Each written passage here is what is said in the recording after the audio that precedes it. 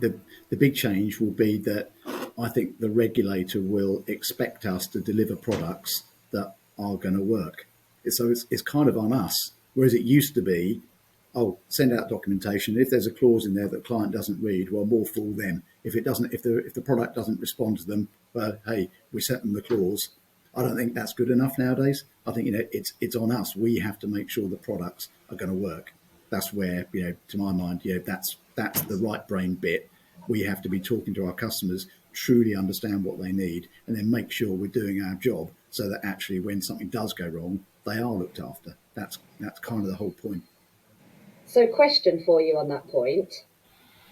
How do you make that stuff more than a tick box? Because I think that's the thing that the regulator fights with all the things. It's making it more than a tick box. How do we do that? And I think I know what the answer is, or what you might say, Sam. But go. I mean, for me, it is absolutely, it comes down to communication, which as an industry, we are not good with.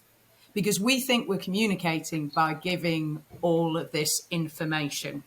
Like, I had it in the document, it was all laid out, it's, that clause is in there. But actually, if you were sat in your local pub chatting to somebody about the policy, what kind of communication would you have to have for them to truly understand what it is that you're giving them? And that's, for me, where we just haven't even scratched the surface of what is possible.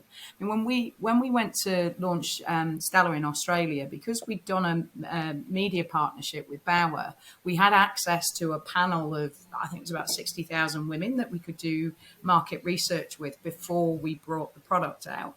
And it was fascinating. Like we always say, just because we're women doesn't mean that we understand women, because obviously our target market is females. But we ask them, and we communicate with them. We talk with them and not at them. And I think that's a real subtle difference that the industry needs to understand, is that your customers, it should be a two-way conversation. And in order to really truly understand whether they have understood you, that communication loop has to be circular. And that's the bit where I think if we spend more time sense checking what our customers actually think they have versus what we think they know that they have, I think we'll end up with a better product suite, and we'll end up with a better reputation. If you've enjoyed this, please leave a comment and don't forget to subscribe.